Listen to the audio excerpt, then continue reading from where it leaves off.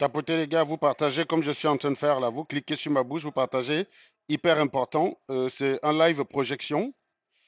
C'est un live projection. Donc j'ai une vidéo à projeter et à partager avec vous. Je ne fais pas de commentaires. Je vais juste partager la vidéo. Vous allez me dire si ça vous fait penser à quelqu'un. Voilà. Donc partagez les gars, tapotez, tapotez, tapotez. C'est un live de projection. Ouf, la France s'est qualifiée, hein. J'ai eu chaud là quand même, hein. Et au passage, pendant que je regardais les prolongations, je suis allé je suis allé à Raclurland. Donc, ou Giclurland.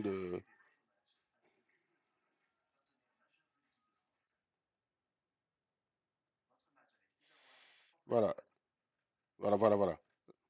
Donc là, je vais vous projeter une vidéo qui va décrypter le business, un certain type de business qu'il y a sur la toile. C'est une vidéo de 20 minutes à peu près. Donc on va le regarder ensemble et vous allez me dire à qui ça vous fait penser. Voilà.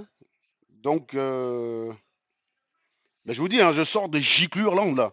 En fait, Greffier m'a partagé une vidéo là où c'était quelques animaux sur une page là qui prétendaient que. Il y en a un qui disait qu'il me cherchait, qu'il aimerait me trouver. Donc je suis allé au Gléristan, au Gléristan, et c'était très intéressant. C'était très intéressant. Comme d'habitude, bah, la giclue ne m'a pas déçu, hein. C'est-à-dire que c'est des mecs qui ont le courage d'un âne qui recule, quoi. Tu vois. Attends, merde. Ces gars, ils ont le courage d'un âne qui recule. Donc, ma foi. Donc. Alors, il faut que je change la configuration d'écran parce qu'il faut absolument que. Là, c'est un live où je projette quelque chose. Salut, Connaître. Attends, Salut je fais Serge. quelque chose.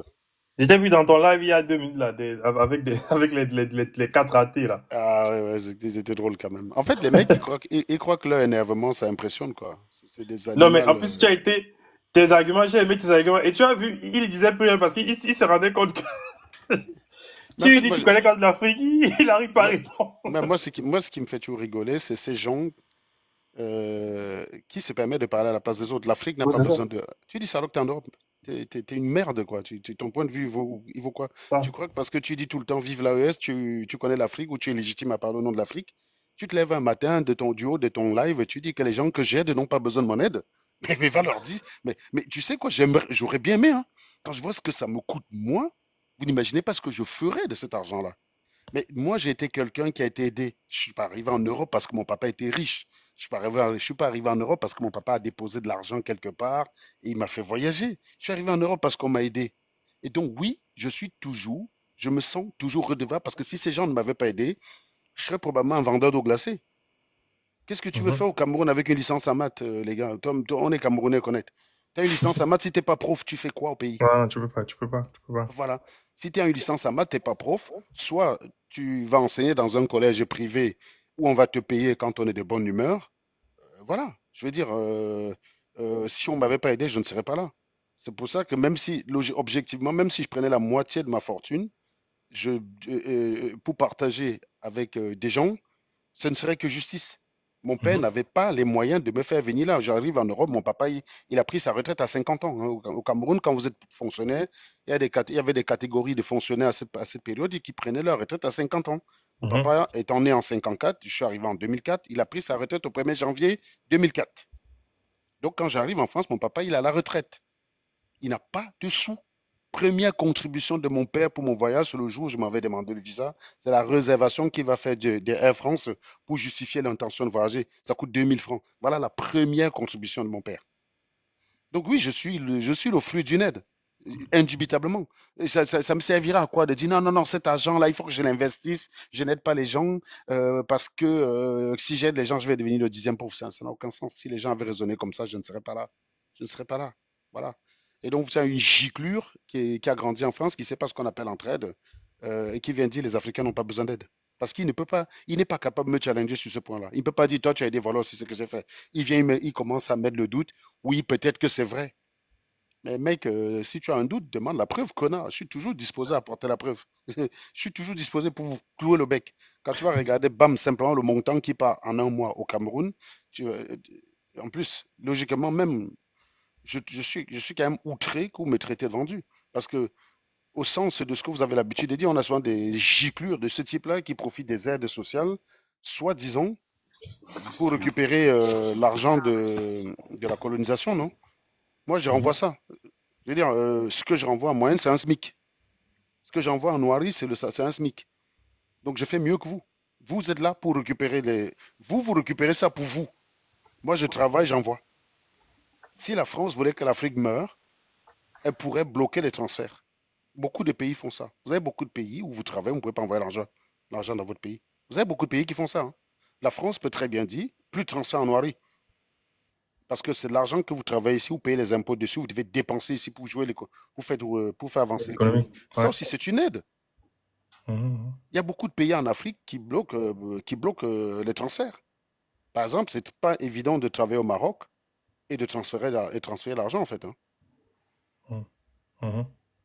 Donc, les mecs, les mecs qui sont là à chaque fois, ils bavardent, mais concrètement, ils n'ont rien. J'ai toujours dit, en fait, le discours des gens qui n'ont rien, c'est toujours de dire, oui, je connais des gens que. Mais moi, je fais jamais ça, moi, je parle de ce que je fais. On me reproche même d'ailleurs de trop parler de moi, d'ailleurs. Mais je préfère parler de ce que moi, je fais que de venir sur Internet, dire que telle personne a fait, telle personne a fait. Et oui, alors, en quoi ça me valorise, moi, le fait qu'une tierce personne a fait quelque chose? Tu utilises l'acte, je sais pas, j'utilise l'acte de Chaban pour aller provoquer Iron, alors que moi, à côté, j'ai rien foutu. C'est typiquement noiresque. C'est pour ça que ces gars-là, je leur dis, ils seraient plus utiles dans un champ de coton. Ce mec-là, il sert à rien. Ce gars, il serait dans un champ de coton, moi derrière, avec le fouet, et je peux te dire qu'il va bosser, le gars, En hein. fait, le problème, c'est ils te prennent même, en fait, ils n'arrivent pas à déceler un peu la nuance. Par exemple, j'ai débattu avec eux. Ce qui est saoulant, c'est que c'est les fameux débats du genre, tu parles ta part, moi je parle ma part. Donc, il y a 5 10 minutes, il débite. Et quand toi, tu dois répondre, tu as une centaine de trucs complètement bizarres qu'ils ont balancés. Donc, tu dois vouloir répondre sur chacun d'entre eux. Et ce qui est loufoque dans l'affaire, c'est que ils ont utilisé, tu sais, tu te souviens, Serge, d'une de tes photos où tu étais, je crois, dans un lieu de massage et on t'a mis un masque de gommage et Mhm. puis tu as mis sur les trucs au-dessus. Je suis en train de me blanchir. Ben, il t'a pris au mot, quoi. D'ailleurs, j'avais le Donc masque lui, cet il après-midi. pensait que réellement, tu voulais te blanchir. Mais C'est Serge, dit, c'est c'est dit le l'argument le QI plus des gars, quoi. pertinent, C'est dit le QI des gars. je, Euh, je il trouve que pensait que réellement, l'argument le tu plus voulais. pertinent que tu as donné, en fait, et c'est un fait, c'est que c'est les gens qui parlent de l'Afrique sans connaître l'Afrique, en fait. Mais Et oui, j'ai ils été connaissent pas. très content quand tu as sorti cette phrase. Parce que c'est les gars, généralement, qui ont passé toute leur vie à Paris, mais Oui, ils te parlent du Cameroun comme s'ils vivaient au Cameroun tous les six, mais allaient au en Cameroun fait, tous les 6 mois. j'ai toujours dit, ces gars-là ne reçoivent pas la demande de l'Afrique. C'est-à-dire que quand Ah. tu es en Afrique, tu appelles ton camarade de classe qui a 42 balais comme toi, tu dis, tu fais quoi aujourd'hui? Il te dit que, gars, je suis là. Il a deux enfants, ils ne savent pas ce que les enfants vont manger. Je suis en train de chercher le travail. On a fermé la boîte où je travaillais. Je dépose les CV partout. On ne m'appelle pas. Je suis là. Ma femme, on la harcèle au travail. Elle ne peut rien dire parce que sinon, on lui coupe son salaire. Donc, à la fin du mois, il vient te demander de l'aider. Tu ne peux pas voir ça. Tu dis que tout va bien. Iron qui est là, je ne suis pas sûr qu'il ait un camarade d'enfance qui l'appelle pour dire que, gars, c'est chaud chez moi, j'ai faim.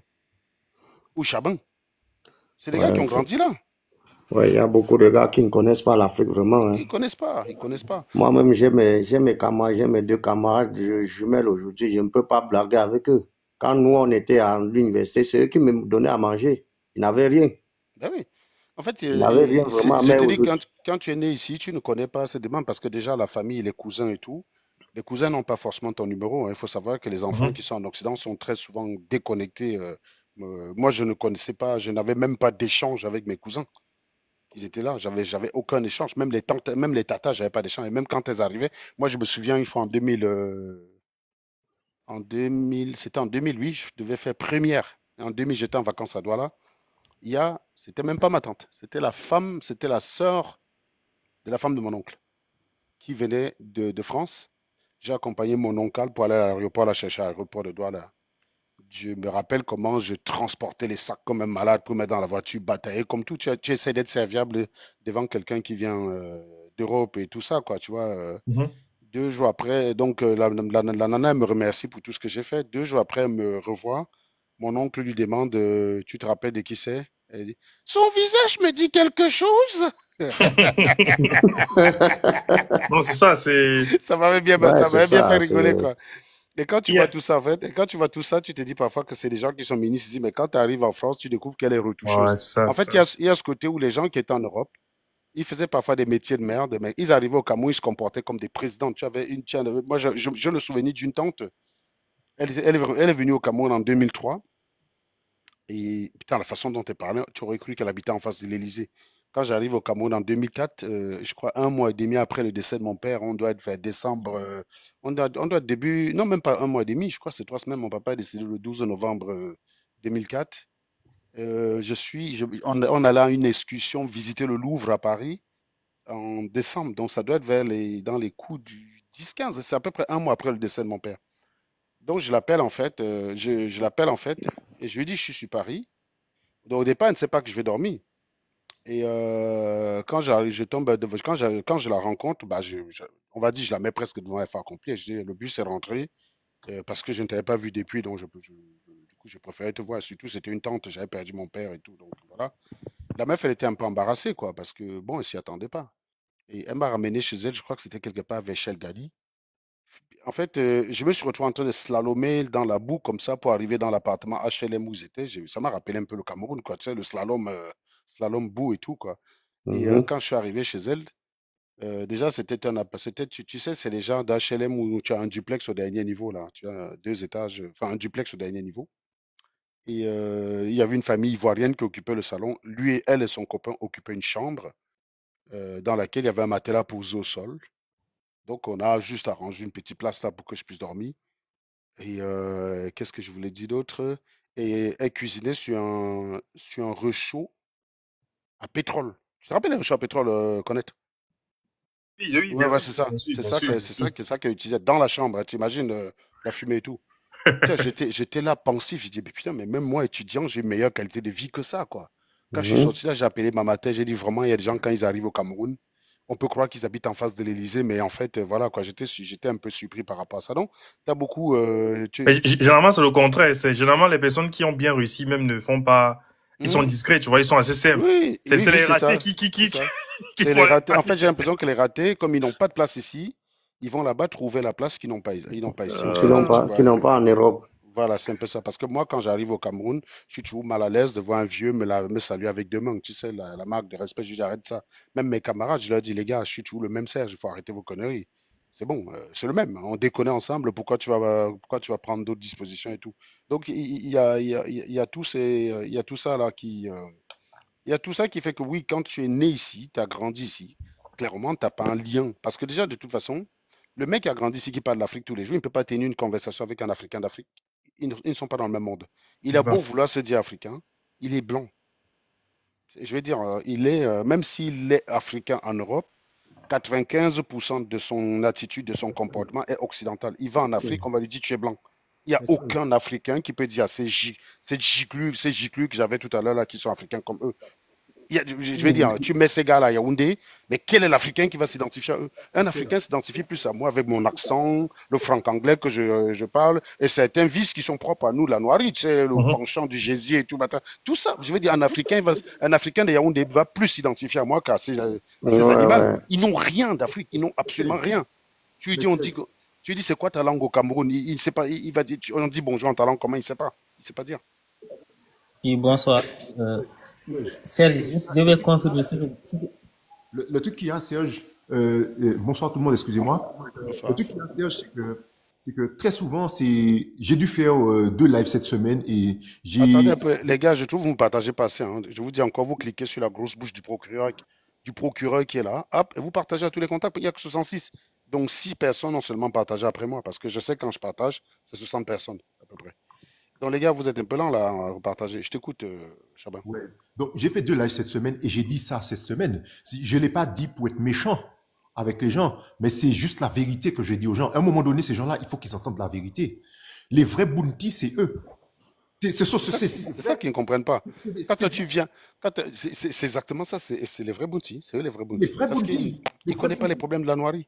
Exactement, exactement. Ça veut dire que le mec a tout le comportement de blanc, il a l'accent de blanc, il est né avec les blancs, il a été élevé avec les blancs, il a la coutume des blancs, il a les us et coutumes des blancs, mais il veut se revendiquer plus noir que les noirs qui sont Exactement. nés au pays. Et ces mecs-là, je les ai eus en face de moi cette semaine dans un live. J'étais chez Attends, Travel. c'était les mêmes, hein, c'était les mêmes animaux? Non, non, c'est pas les mêmes, c'est pas les mêmes. Ils Ah, sont nombreux sur le internet. Et je les ai dit, mais les gars, si vous, moi, mon gamin, il est né en France. Il est né en France, mon gamin. Il ne fera jamais ce que vous faites là. Parce que moi, je vais lui expliquer que c'est son vrai, son pays, la France. non, mais C'est c'est son ça. pays, c'est son Oui, pays, c'est la clair. France. C'est exactement ça. Et que tout ce que j'ai fait chez moi, à mon époque, dans mon bled, hein, il ne pourra jamais les faire parce que c'était d'autres codes. C'était pas les mêmes codes, c'était d'autres codes. Et moi, je leur ai dit, Sérieusement, quand je, tu vas je leur pas, quand tu je vas leur ai parler de... Vas-y, finis, finis. je leur ai dit que, mais les gars, mais je me souviens très bien, les gens comme vous là, quand ils venaient en vacances aux Antilles, les nénettes qui arrivaient, nous les locaux, qu'est-ce qu'on faisait? On n'avait qu'une obsession, c'était les mougous. C'était les mougous. On disait, tiens, il y a des vacanciers qui arrivent. C'était notre obsession de les mougous. Et les garçons, eux, par exemple, quand ils venaient, ils arrivaient dans les quartiers, nous, on les donnait même pas l'heure. Parce que ils avaient pas notre sens de l'humour. C'est pas pour être méchant, mais on était gamins en plus. Donc, on était des branleurs, tu vois, on était des gamins. Et on se retrouvait pas en eux. On n'avait pas le même sens de l'humour, on n'avait pas le même sens d'intérêt. Et si on partait en voiture, il y avait 5 voitures et qu'il restait une place dans l'une des dernières voitures, c'était pas eux qu'on choisissait, quoi. On faisait monter le mec qui était là avec nous toute l'année, le machin, parce que ces mecs-là, on se reconnaissait pas en eux. Et quand je vois ces mecs-là défendre la noirie et venir expliquer que qu'en noirie, tout est beau, tout est rose. Je dis, les mecs, mais moi, j'y ai vécu, j'ai grandi avec la noirie. Il y en a un parmi qui disait que oui, il m'avait vu dire que j'en avais rien à foutre d'Haïti et tout. Je suis surpris que les mecs, en fait, eux, ils croient que quand on dit des choses, ils vont nous poser la question, on va fuir parce que ils sont hypocrites. Donc, Ils savent pas que nous, on maîtrise notre communication. C'est pourquoi on dit telle chose. On n'est pas dans le sentimentalisme, on est dans le mais bien sûr, pragmatisme, les faits, c'est c'est dans le tout. fait, Voilà. c'est dans Et le je vais vous fait. dire une chose, hein. Ces gars-là, c'est des très bons clients pour Slip Fumo, en fait. Parce que les affaires, quand Philippe Simo dit le goût du pays, investir au pays, le restaurant du pays, la profondeur du pays, tu crois qu'il parle à quelqu'un qui est au Cameroun? Quelqu'un qui est au Cameroun n'est pas sensible à ça, en fait. Le pays, le pays, le Ouais. pays. Ben non, il est au Cameroun, il est au pays, mec. Quand tu dis le pays, le pays, le pays, justement, tu essaies d'embobiner les giclus, là, qui vivent ici et ce fantasme, une sorte de pays d'Afrique où tu as les grands-parents qui racontent des contes à leurs enfants autour d'un feu le soir, quoi. Tu vois, c'est de ça. C'est ça. Donc, en fait, voilà, ils pensent, en fait, ils croient en ce genre de choses. Et au final, oui, je te dis, c'est des bons clients c'est des très bons clients pour Flipsmo. Moi, j'avais lancé le live parce que je voulais vous projeter une vidéo. Et il y a une personne là qui a décrypté. Il y a un gars qu'on appelle Yomi Denzel, je ne le connaissais pas, vous le connaissez, j'imagine, hein. Je suis sûr que Ouais, je le je suis un connais. boomer, C'est un voilà. arnaqueur. Donc, C'est Philippe Simo, version européenne, quoi. voilà. Philippe Simon, ouais. Donc il est tombé lui, il est tombé. Donc, On voilà. l'a, on Donc, l'a, on l'a chopé? on l'a pas Je vais chopé, mais en regarder fait, ça sur Internet. mais je pense que les gars l'ont débunké depuis longtemps et son business ne marche plus comme avant. Mhm. Mais en fait, il y a quelqu'un justement qui décrypte un peu tout ça. Et ce qui est très intéressant, c'est que vous allez voir, et donc du coup, il tape sur tout le business information en ligne. Mec, je n'ai pas besoin de le dire, mais il y a un gars que je connais qui va cocher toutes les lignes, hein. Donc suivez avec attention. Je crois qu'il y a à peu près 25 minutes et après, on va pouvoir commenter, hein. Voilà. Oui, oui, le Yomi Denzel, oui, c'est exactement ça, hein. C'est exactement la mécanique. Il explique tout. Oui, Pourquoi les gars font, pourquoi ils font ci, pourquoi ils font ça. Et puis, donc je Après, il y retourne en a un. l'écran. Après, il y en a un qui a une bonne giclure dans ce style influent voleur. C'est Mhm. un mec qui se fait appeler La Menace. Lui, en plus, c'est un mec, c'est un pro-russe qui fait la propagande de la Russie en plus. Mais je sais pas, Ah, tu dois le connaître. C'est un gros influent voleur qui est en France. non, lui, je ne connais pas, je non. le connais. Iron Man, je le connais. Même Yomi Denzel, j'ai participé une fois à sa formation, quoi, sur Mind Video, quoi. Tu as payé combien, toi?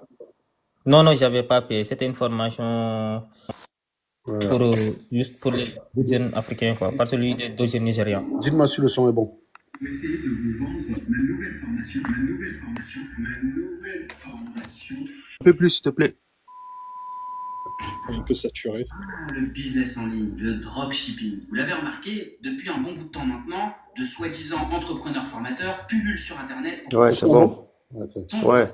Mais puisqu'ils sont partout. Si vous les écoutez, ce sont toutes des personnes comme vous et moi qui sont devenus des entrepreneurs à succès, aguerris, riches et intelligents. Les rebelles intelligents.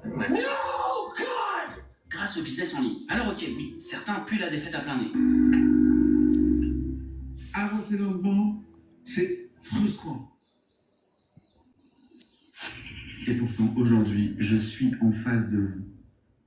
Et j'ai enfin réussi. Mais d'autres semblent crédibles. Et certains prétendent même être passés à la télévision. Et si vous les écoutez, ils ont tous aidé au moins 1000 personnes. Je supplie ceux qui sont en commentaire, copier chacun des points de ressemblance et après débriefer. Chacun à sortir de la rat race Vous allez pouvoir quitter la rat race et à atteindre la fameuse indépendance financière. L'indépendance financière.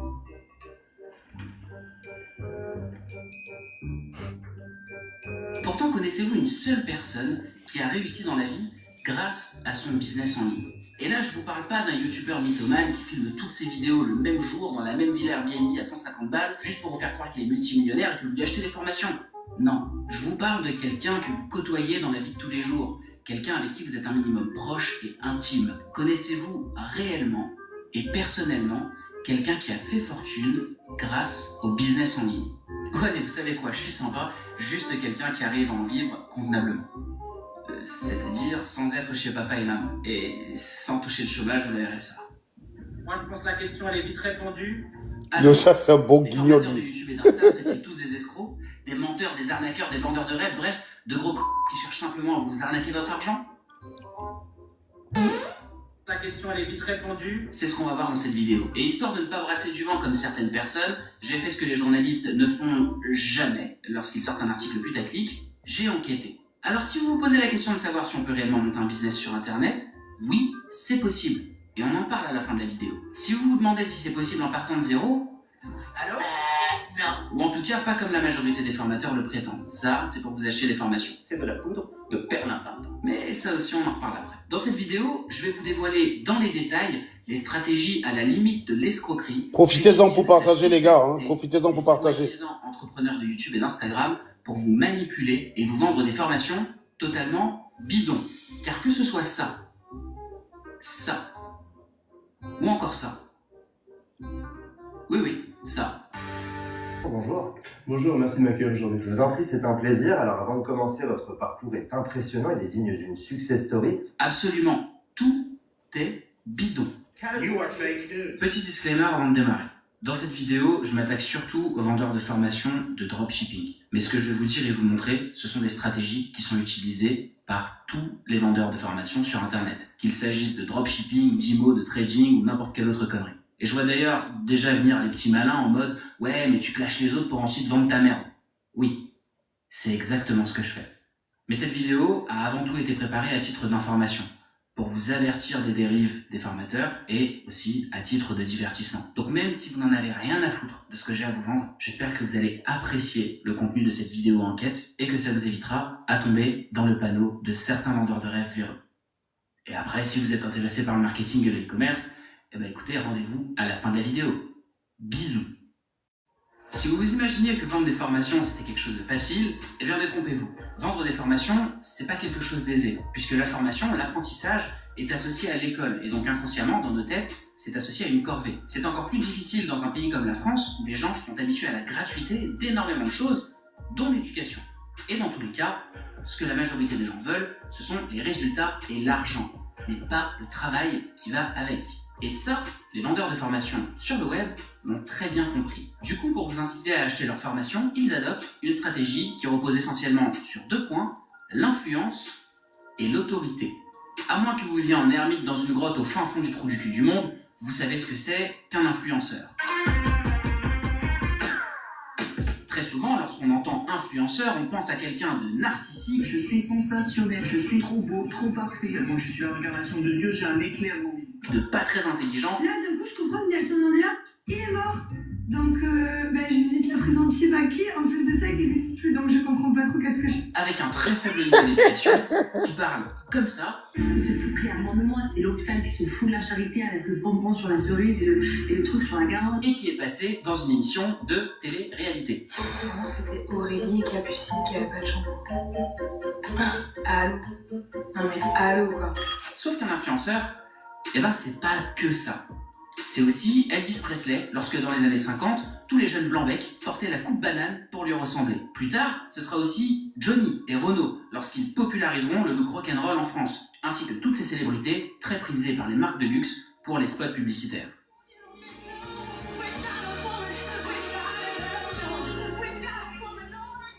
Un influenceur, en fin de compte, c'est une personne désirable. Désirable car elle représente une vision de la réussite, que ce soit à grande échelle ou dans son petit domaine d'expertise. C'est précisément pour ça, pour cette désirabilité, que les meilleurs placements de produits avec les influenceurs Instagram sont quasi tout le temps des produits qui ont un rapport avec l'apparence. Lorsqu'un client achète ce type de produit, il a le sentiment de mettre toutes les chances de son côté pour ressembler à son influenceur préféré. Et du coup, vous avez compris où je veux en venir. Les vendeurs de formation font exactement la même chose. Ils cherchent à provoquer en vous le désir de leur ressembler. Ça commence par créer une relation de confiance, en vous donnant l'impression de vous partager des moments d'intimité, un petit peu comme les influenceurs le font dans leurs stories Insta et Snap avec leur audience. Les formateurs se montrent proches, rassurants et surtout motivants et ne vous communiquent que des ondes positives afin de créer une relation de confiance. L'objectif est que vous soyez autant engagés que ces jeunes filles le sont avec leurs influenceuses Instagram préférées. Vraiment pareil à l'extérieur que dans leurs vidéos. En fait, on dit que c'est des gens comme nous, mais ils ont quelque chose en plus que... Voilà. Car c'est beaucoup plus simple de vendre quelque chose à quelqu'un qui nous fait confiance. Et c'est encore plus vrai lorsque l'on vend quelque chose qui n'est pas physique, que l'on ne peut pas toucher et dont les résultats finaux ne dépendent pas de la qualité du produit, mais uniquement de votre motivation personnelle et de votre chance. Il y a plein de personnes qui vont se lancer et qui vont gagner d'argent, gagner d'argent. C'est pour cette raison qu'ils vous proposent toujours une myriade de contenus bidons dans lesquels ils brassent du vent et ne font que répéter ce que tout le monde sait déjà afin de vous donner l'illusion qu'ils vous apportent de la valeur gratuitement, juste pour vous aider. Il en va de même pour les soi-disant formations gratuites et les super webinaires, masterclass, conférences en ligne. Masterclass. What? Une masterclass webinaire. Une masterclass webinaire, t'appelles ça comme tu veux. À la fin desquels, ils essayent toujours de vous refourguer une formation éclatée pour la bagatelle de 1500 balles. Cette série sera composée de 3 vidéos. La deuxième vidéo est bien simplement de la formation gratuite. Bienvenue dans cette nouvelle vidéo, bienvenue dans cette 3e vidéo. Il y avait des choses que je ne pouvais pas vous dire dans la formation gratuite et que j'ai préféré mettre dans la formation payante. La formation e-com Empire, c'est la formation la plus avancée sur le marché francophone. C'est vraiment pas cher comparé à toute la valeur qu'il peut y avoir dans cette formation.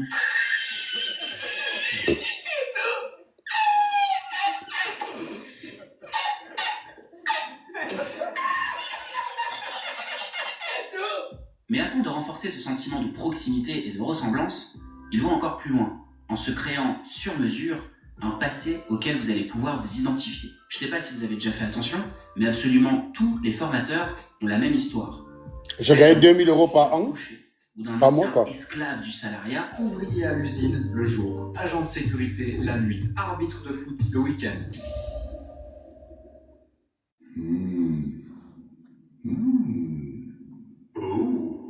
Qui a toujours été passionné par l'entrepreneuriat et le business en ligne et qui un beau jour a décidé de tout plaquer et de prendre sa vie en main. Si l'histoire est aussi simpliste que vue et revue, c'est pour une bonne raison, pour que vous puissiez vous l'approprier. L'histoire ne doit jamais être trop hors du commun, trop exceptionnelle. Vous imaginez bien que si ces entrepreneurs... Ouais, le mot entrepreneur fait rire. Le fondateur d'IKEA qui a commencé son petit business dès l'âge de 14 ans, vous ne pouvez pas vous identifier à eux, parce que vous, à 14 ans, vous étiez en train de jouer aux cartes Pokémon ou de regarder des dessins animés, vous n'étiez pas en train de faire de l'achat-revente. Et pour certains formateurs, c'est aussi l'occasion de casser la réputation d'arnaque des formations en ligne et de vous mettre encore plus en confiance. Puisque c'est à ce moment-là qu'ils vont vous avouer qu'ils se sont eux-mêmes formés avant d'en être là où ils en sont aujourd'hui, qu'ils ont eux-mêmes eu des mentors et qu'ils continuent, pour certains, de se former. Je suis tombé sur un gars qui s'appelait Ty Lopez, qui justement... un escroc lui-même démantelé. Hein. Ses villas, ses voitures, etc. Moi, ça m'intéressait, je suivais ses vidéos, mais je me disais, c'est pas possible, c'est probablement une arnaque. J'ai justement acheté la formation de Ty Lopez. Bien sûr, ils vous diront toujours qu'ils se sont formés chez les ricains. Donc qu'est-ce que j'ai fait? Je me suis formé voilà, en Amérique surtout. Du style Ty Lopez ou Sam Ovens. Ils vous avoueront jamais qu'ils se sont formés chez un concurrent francophone. Mais être gentil tout plein, ça ne suffit pas pour vous donner envie de leur ressembler. Alors ils vont user et abuser des signes extérieurs de richesse, en prenant soin bien sûr de se focaliser sur les marques de luxe les plus populaires, non pas chez les riches, mais chez les classes moyennes. Ainsi, vous pouvez par exemple plus facilement identifier ces monstruosités comme étant un objet de valeur. Et donc, vous comprenez que si vous aussi vous voulez vous les payer, vous pouvez soit vivre à crédit, soit suivre sa formation. Il y a plein de personnes qui vont se lancer et qui vont pas gagner d'argent. Même principe pour les véhicules de luxe. On retrouve essentiellement les marques les plus populaires chez les classes moyennes, et derrière le prétexte de la passion de l'automobile, Il y a un truc qui nous lie, vous et moi, c'est qu'on a cette passion pour les voitures. Ils ont tous la passion pour l'automobile, hein, comme Philippe Simon, hein, il le dit. Hein. peut-être qu'un jour, vous aussi, vous pourrez vous payer ce genre de véhicule haut de gamme. C'est qu'on a cette passion pour les voitures, d'accord? Est-ce que tu préfères faire pitié et prendre le bus tous les jours ou commencer très rapidement à faire de l'argent avec moi grâce à ton téléphone et pouvoir peut-être acquérir ce genre de véhicule haut de gamme? Moi, je pense que la question, elle est vite répondue. Et pour ceux qui n'ont pas les moyens de rouler en Lamborghini avec une Rolex au poignet, ou qui veulent tout simplement véhiculer une image plus corporate, plus stricte, l'arnaque va consister simplement à vous faire croire qu'ils ont leur propre bureau. Comme ces deux-là. Histoire de vous donner une image de vrai chef d'entreprise. C'est pas mal de choses, mais là, typiquement, on est dans un de mes bureaux en Suisse. Alors qu'ils sont en réalité dans des centres de coworking à 200 balles par mois. J'ai une agence de marketing qui s'appelle Wolf Media, pour laquelle on a généré plus de 40 millions d'euros de ventes. Yo lo primero que entraba a donde me colocaba pedía el día de descanso ya. Y me dice, yo, ha entrado usted y ya está pidiendo el día de descanso.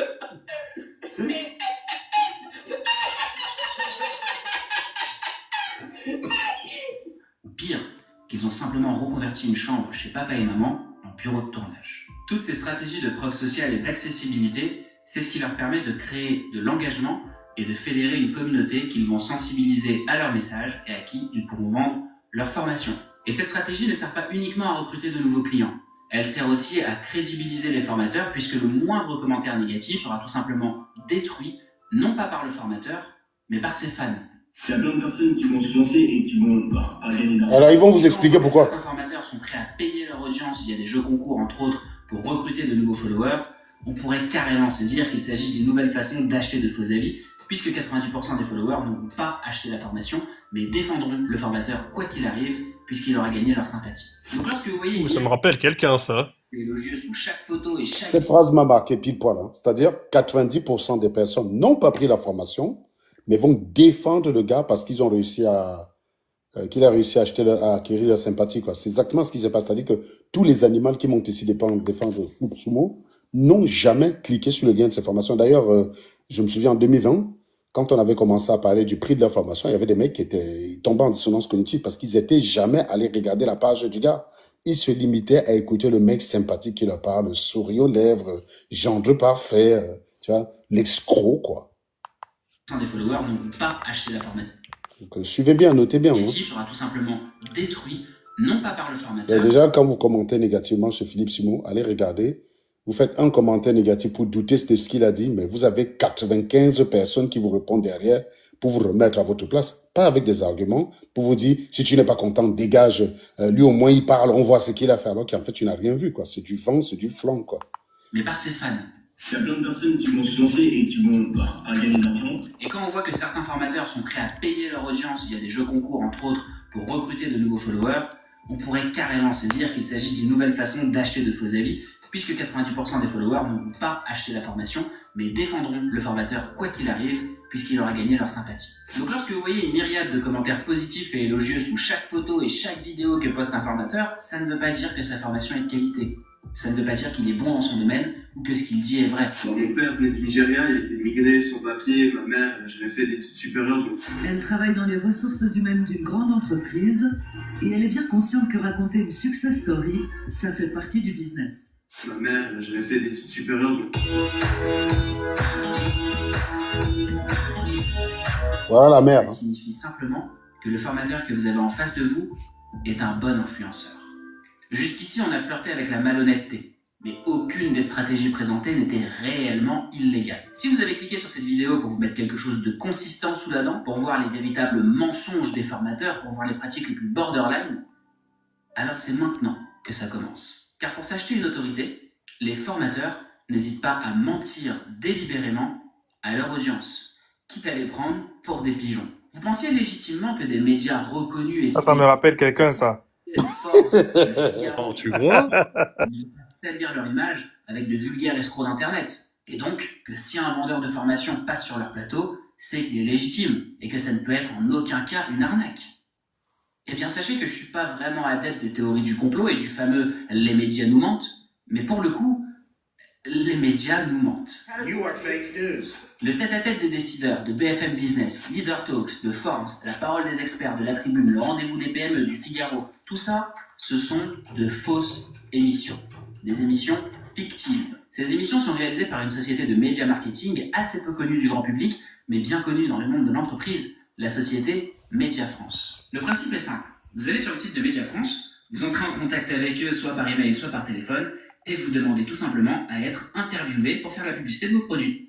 Contre un joli petit virement, Média France vous organise une fausse interview préparée et scriptée sur le plateau de votre choix, dans laquelle la journaliste ou le journaliste vantera vos mérites et vous interviewera comme si vous étiez le nouveau Steve Jobs. Et il ne vous restera plus qu'à vous inventer une vie et à vous faire passer pour un super entrepreneur de la mort qui a aidé des milliers de personnes. Il s'agit là d'une véritable mise en scène, d'une interview totalement fictive, dans laquelle vous profitez de l'autorité des médias pour vous créer de toutes pièces une réputation. Si on se fie au site de Média France, on voit qu'ils disent ne pas mettre en avant n'importe qui, puisqu'ils sélectionnent apparemment eux-mêmes les sociétés championnes dans leur secteur. Ce qui sous-entend que Média France vous repère et vous contacte, que ce n'est pas vous qui prenez contact avec eux. Bien que j'ai de gros doutes là-dessus, vu le passé de certaines personnes qu'ils interviewent, j'ai quand même décidé de pousser l'investigation. Et donc, je les ai contactés. Techniquement, vu que je ne suis pas, je cite, une société championne dans mon secteur, ou sinon c'est que je suis bien le seul à pas le savoir, je ne suis ni connu ni reconnu et donc ils n'ont pas pu me repérer. Ce qui veut dire que je suis supposé me faire remballer comme un pauvre pécor.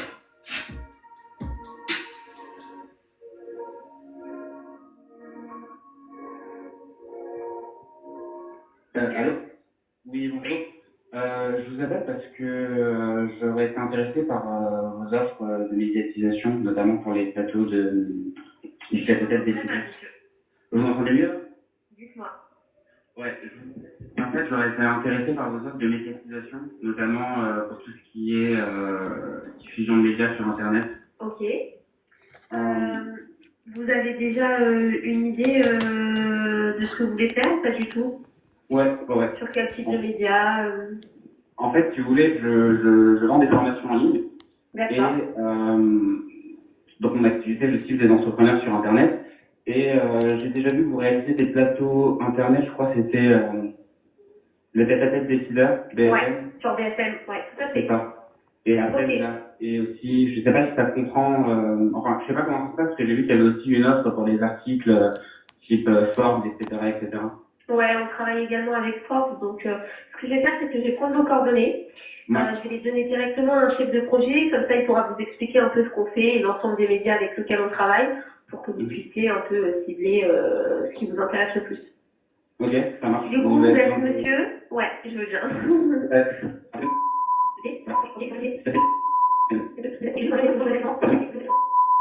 Ok, je fais passer le message et je demande à ce qu'on vous recontacte aujourd'hui dans l'après-midi.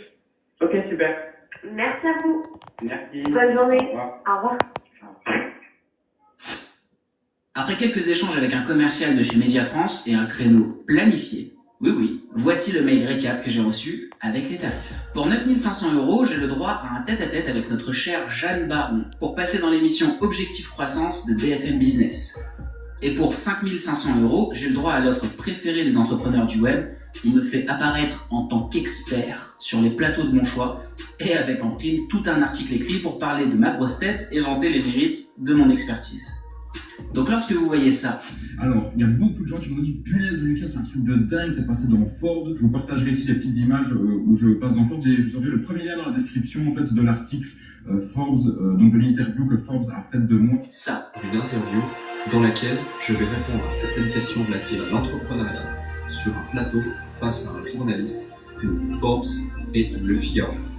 Autant vous dire que si on me l'avait dit il y a de ça quelques années, je n'y aurais même pas cru un seul instant. Où ça? On va filmer un petit interview d'une dizaine de minutes pour Le Figaro, donc c'est quand même un énorme journal. Ça m'a un petit peu surpris quand ils m'ont contacté, et puis je me réjouis énormément. Il fait carrément semblant d'être surpris alors qu'il les a payés. La séquence.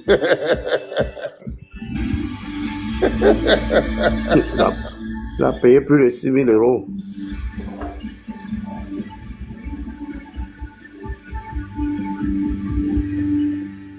Bonjour. Bonjour, merci de m'accueillir aujourd'hui. C'est du pipeau. Les vendeurs de formation sur Internet ne sont pas et n'ont jamais été invités par les médias. Ils ne sont reconnus en tant qu'experts par personne. Quand ils se vantent d'avoir été invités chez Forbes, BFM ou autre, ce n'est pas vrai. J'ai été contacté par 2 journalistes. T'es monté aussi. T'es vraiment monté mon jeu. Quand vous êtes invité sur des plateaux télé, c'est parce que vous avez fait quelque chose d'exceptionnel dans votre domaine. Là, c'est pas le cas. Ils ont payé pour avoir de fausses interviews. Et ouais, c'est juste fou pour moi. J'ai vu l'email, j'étais là, mais ok, ils ont vraiment voulu me parler. Il s'agit donc littéralement de campagnes marketing mensongères dont l'unique but est de vous flouer en s'appuyant sur la réputation des grands médias. Le tout fait avec la plus grande complicité de ces mêmes médias. Et le mensonge ne s'arrête pas là, puisque là aussi, la majorité de ce que vous voyez est faux. Les témoignages authentiques sont mélangés aux faux témoignages achetés sur Fiverr, 5euros.com, ou à des agences de vidéo marketing spécialisées dans les faux avis vidéo avec acteurs et scripts sur mesure. L'idée est que comme tout est mélangé, vous avez affaire à une liste de reviews tellement longue que vous ne pourrez pas trier le vrai du faux, et que vous ne remarquerez pas que plusieurs témoignages se répètent, et vous ne ferez pas non plus attention à ces témoignages de comptes douteux sans amis ni photo de profil.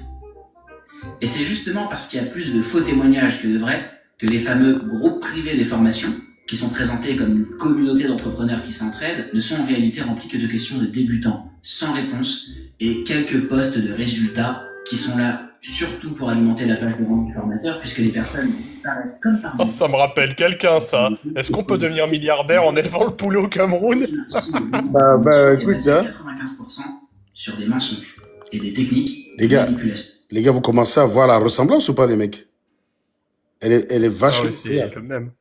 C'est le même, et tu sais que là, ce qu'ils viennent de dire, mais c'est exactement ce que tu vois sous les vidéos, quand il y a des abrutis qui te demandent si tu peux être milliardaire en faisant le cochon au Cameroun. Ouais. C'est-à-dire que... Putain, sans réponse et quelques postes de résultats. Presque la même chose partout là. On a alimenté la page de vente du formateur puisque les personnes disparaissent comme par magie lorsque le reste de la communauté leur pose des questions. La réalité, c'est que la stratégie marketing des vendeurs de formation est basée à 95% sur des mensonges et des techniques de manipulation. Et certains poussent le vice très loin en allant jusqu'à mettre de faux pop-up de vente sur leur site pour vous faire croire que d'autres personnes avant vous ont acheté la formation, histoire que vous soyez en confiance et que vous vous disiez si c'était une arnaque, d'autres personnes n'achèteraient pas. Attendez, pause. Vous pensiez que ça ne marchait plus en 2020 ? Pourquoi est-ce que vous croyez que certains formateurs payent des abonnements pour ces applis si ça ne marche pas ? Oui, il y a bel et bien des couillons qui tombent dans le panneau. Bon, après, c'est peut-être un peu méchant de ma part de les traiter de couillons, tant certaines applications sont bien faites. Regardez cette... le couillon, ça me rappelle quelqu'un. Au moins que si un visiteur Oh là là. clique sur le Verify by Proof pour savoir de quoi il s'agit, il se retrouve sur une page spécialement prévue à cet effet qui présente l'application comme une app éthique qui ne diffuse des pop-up que lorsqu'il y a eu réellement des ventes. Alors que si vous créez un compte proof, vous allez le voir par vous-même, c'est totalement faux. Il y a Charles qui témoigne qu'elle a déjà vu ça. Hein, donc, D'autres encore vont acheter des faux avis sur Google et Trustpilot, quand certains vont jusqu'à trafiquer leurs chiffres. Le fait est que le mensonge est quasiment devenu une religion pour les vendeurs de formation, à tel point que même lorsqu'on nous dit ça... Voilà, ici on a mon ordinateur, puis vous pouvez voir qu'on a une petite promo qui est en ce moment. Hop, et puis aujourd'hui, voilà, en quelques heures, c'est même pas la fin de la journée, on est à 33 000 $. Donc je vais pas vous parler vraiment, je vais réactualiser pour toutes les personnes. Voilà, ça réactualise. Tac, tac. Donc voilà, j'ai fait 33 000 $, et la journée n'est même pas finie. On peut se permettre de douter. Surtout quand on sait qu'en utilisant l'environnement test de Shopify, il est possible de passer de fausses commandes manuelles afin d'afficher en live un chiffre d'affaires totalement bidon. Tout est fait pour vous donner l'illusion que le formateur est un véritable expert qui sait de quoi il parle et que sa formation est ce dont vous avez besoin pour y arriver à votre tour. Sauf que tout est faux. Tout est fait dans l'unique but de vous manipuler. On arrive à la fin de cette vidéo et il est maintenant temps de répondre à la grande question que vous devez tous avoir sur le bout des lèvres. Les formateurs en ligne sont-ils tous des escrocs? Ça pourrait être tentant de dire. Il y a une deuxième aussi. Juste le début de celle-là est très intéressant. Je crois qu'elle a été réalisée par l'Observateur. Hein. Ce serait intéressant qu'on l'écoute aussi parce que là-dessus, je crois les premières minutes, il prend un exemple d'ailleurs tragique. Et en fait, on se rend compte que la personne qui est à l'origine, après avoir prétendu pendant longtemps qu'il était millionnaire, n'avait qu'un vieil immeuble quelque part au nord de l'Angleterre. Je vous jure, ça m'a rappelé quelqu'un, quoi. Non, c'est vrai que là, tu vois, à Longo, j'ai une impression de déjà vu, les gars. Alors, je sais pas ce que ça signifie, les impressions de déjà vu, mais je sais pas pourquoi, quand même, c'est troublant. Oui, c'est clair. Ça ressemble vachement à quelqu'un. Je sais pas si c'était comme moi, j'ai le nom au bout des lèvres, mais ça me vient pas, en fait. Je m'en souviens plus, quoi. Je m'en souviens plus, mais putain, c'est... On aura le temps de s'en rappeler. En réalité, tous ces formateurs ne sont absolument pas millionnaires grâce à ce qu'ils enseignent, mais bel et bien grâce à leur formation vendue à 1 500 €. Sauf que légalement, ce ne sont pas à 100% des escrocs. Des imposteurs qui s'inventent une vie, oui, sans aucun doute. Des incompétents, très certainement, pour la plupart. Ça me rappelle quelqu'un, ça. Mais même s'il est très facile de faire un raccourci en traitant un imposteur et un incompétent d'arnaqueur, comme je vous l'ai dit, légalement, ce ne sont pas de vrais arnaqueurs. Effectivement, le taux d'échec des étudiants est anormalement grand pour des formations qui se prétendent aussi qualitatives. Et oui, les formateurs en profitent littéralement pour vendre en supplément des coachings et même des masterminds qui, au passage, sont soi-disant réservés aux meilleurs étudiants, mais qui en réalité sont accessibles à n'importe quel étudiant suffisamment déprimé de ne pas avoir de résultats pour être prêt à débourser 1 000 € de plus. Et certains formateurs profitent même de cette détresse des étudiants pour leur faire payer leur adhésion au groupe privé de la formation. What the fuck? Vous savez, le groupe d'entraide. Le groupe qui est normalement gratuit dans toutes les formations. Le Discord de côté Simon. Hein. Discord.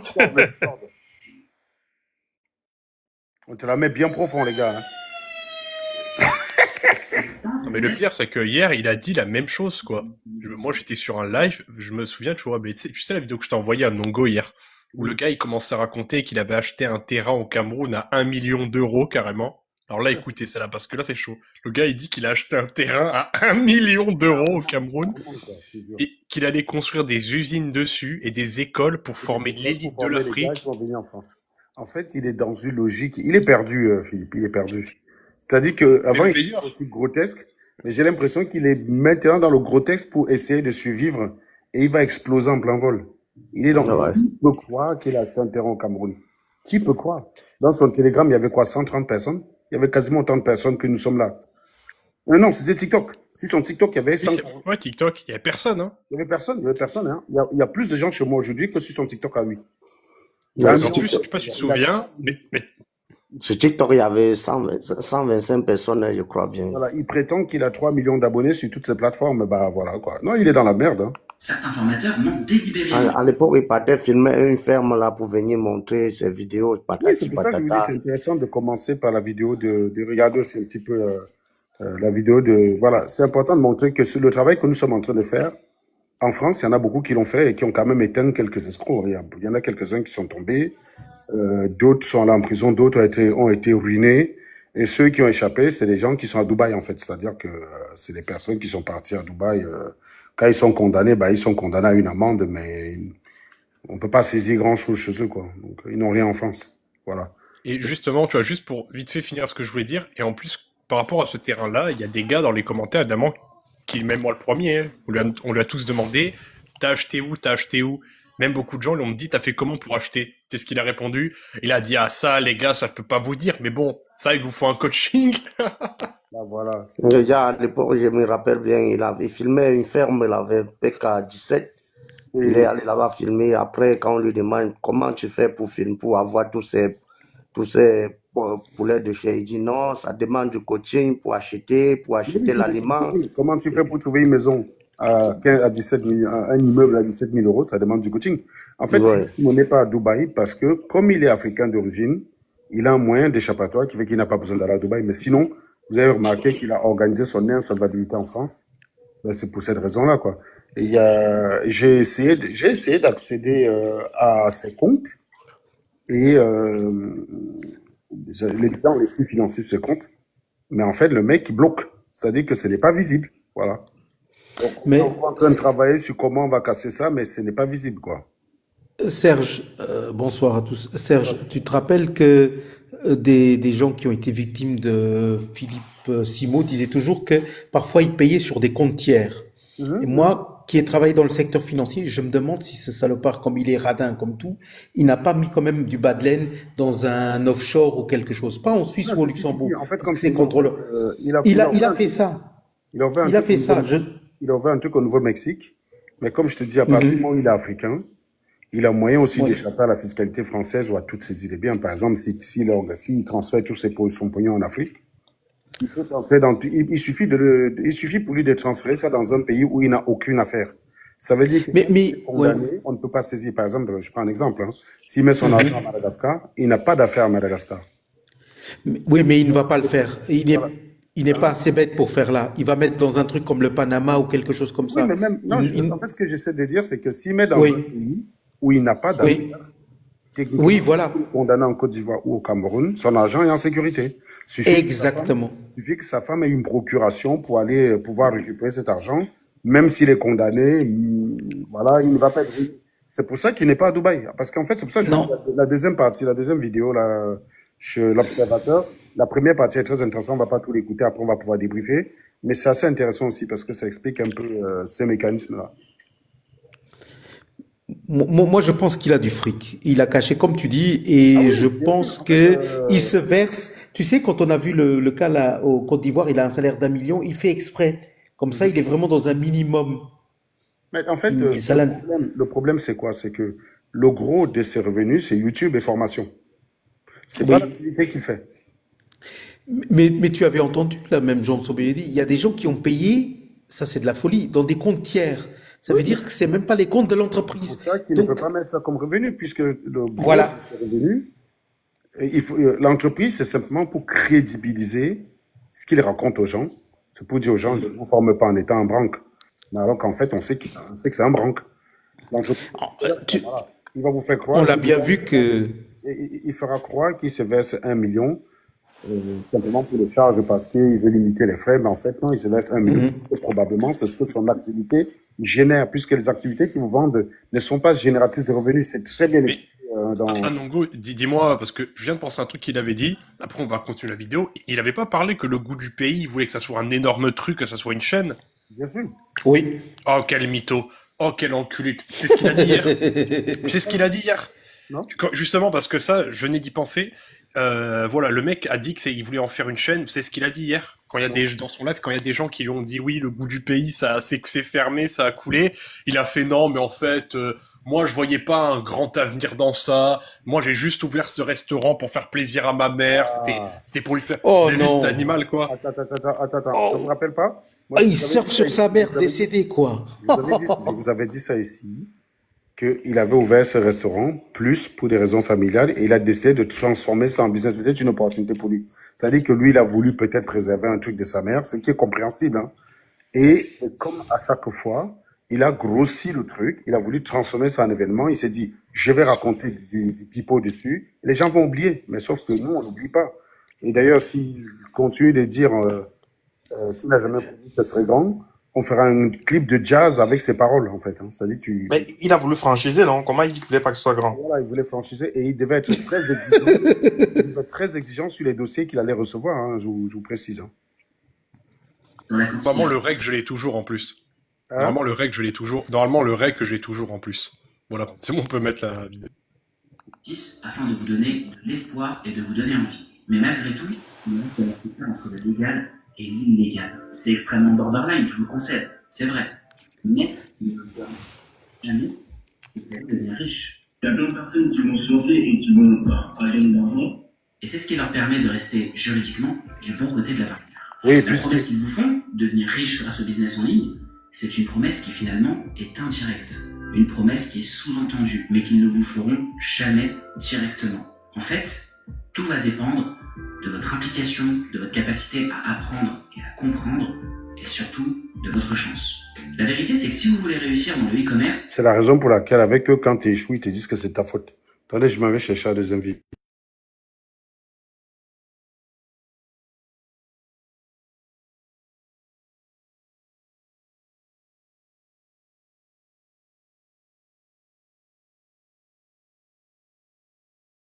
En ligne et je vous dirai ce que j'en pense. C'est un phénomène très tendance alors que le monde se digitalise et c'est surtout un marché. En 2020, le e-learning représentait déjà 190 milliards de dollars dans le monde et il devrait atteindre 325 milliards de dollars à l'horizon 2025. Dans ce podcast, je ne vais pas vous parler des évidences, cela n'aurait aucun intérêt. Et je ne vais donc volontairement pas parler des formations dont la pertinence est plus qu'évidente, du type apprendre un logiciel ou apprendre à créer un site en ligne ou apprendre la subtilité des réglages manuels d'un appareil photo par exemple, qui sont des formations et des apprentissages pratiques avec un but bien défini et que je qualifierais plutôt de tutoriels qu'on peut trouver pour la plupart gratuitement sur Internet ou corrélés du potentiel résultat dizaines d'euros. Et je vais donc plutôt vous parler des formations dont la pertinence est un peu plus douteuse et les prix complètement décorrélés du potentiel résultat promis. Ces formations, en général, promettent à leurs acquéreurs de devenir millionnaires, rien que ça, en très peu de temps, en faisant du dropshipping, de l'immobilier ou encore du trading de crypto-monnaies. Pour ne pas que ça parte dans tous les sens, j'ai structuré ce podcast en 6 points. En 1, je vous parlerai du sondage que j'ai lancé sur ma chaîne YouTube dans l'onglet Communauté où je demandais à ma communauté... On va aller plus vite. On va gagner du temps. Voilà. Ici, c'est intéressant. Et des formations. Et pour introduire ce sujet, je vais vous parler d'un fait divers qui a fait énormément de bruit en Angleterre. C'est l'histoire de Danny Butcher, 37 ans, un militaire qui, après avoir quitté l'armée, a voulu se lancer dans l'investissement en immobilier, avec l'intention de gagner un peu d'argent, de mettre sa famille à l'abri, de faire fructifier son capital. Et il est tombé sur un formateur en immobilier qui s'appelle Samuel Leeds, qui était assez connu à l'époque, un peu moins connu depuis ce scandale. Il a perdu beaucoup de clients suite à cette affaire. Et Samuel Leeds est quelqu'un qui avait des techniques extrêmement rodées et qui vendait des formations extrêmement chères. Pour vous donner une idée, l'une de ces formations coûte 13 000 livres sterling, aux alentours de 15 000 euros. Donc Danny Butcher se rend au cours gratuit de Samuel Leeds, c'est souvent comme ça qu'ils arrivent à vous avoir, à vous attirer, ce qu'il appelle le crash course. Donc il y va, Samuel Leeds commence à lui vendre une petite formation et puis petit à petit il lui présente les formations les plus chères. Il commence toujours par vous présenter la formation argent, puis gold, puis platinum. C'est toujours comme ça en fait que ça commence. On essaye de vous faire dépenser des petites sommes au départ pour ensuite vous vendre la grosse formation qui est censée marcher à 100%. C'est un peu comme ça que l'avait vendu ce formateur en immobilier. Il lui avait dit: avec ma formation, ma technique est tellement rodée que en quelques années, tu seras millionnaire en immobilier. J'ai des techniques pour acheter, j'ai un réseau, j'ai un groupe Facebook avec des investisseurs qui vont te mettre en contact avec des agents immobiliers. Il avait raconté toute une histoire qui lui disait que ne t'inquiète pas, en dépensant ces 13 000 livres sterling, c'est de l'argent bien dépensé et tu vas devenir millionnaire. C'est du sûr, c'est du certain. Et il a réussi à le convaincre. Donc, Danny achète cette formation, il essaye d'appliquer les techniques en immobilier qu'il y avait dans cette formation et il voit que ça ne donne rien. Il commence à paniquer parce qu'il avait dépensé 13 000 livres, c'était toutes ses économies, il n'y a pas d'argent qui rentre, il avait honte de parler de ça. Oh non, live en diffusion les restreintes, qu'est-ce qui se passe? Qu'est-ce que c'est que cette restriction-là? Live n'est pas éligible pour les recommandations et a été restreint dans le résultat de recherche car il inclut... Ah bah attends, ils ont repéré la vidéo du... Alors, ce que je vais faire, c'est que je vais relancer le live, mais cette fois, je vais être en audio. Ah, D'accord? il faut relancer.